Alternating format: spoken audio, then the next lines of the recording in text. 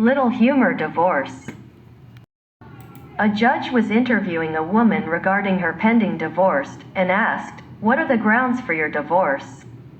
She replied, "About 4 acres and a nice little home in the middle of the property with a stream running by."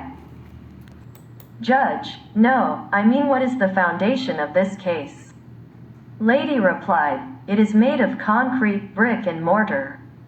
Judge continued, "I mean, what are your relations like?" Lady: "I have an aunt and uncle living here in town, and so do my husband's parents." Judge: "Do you have a real grudge?"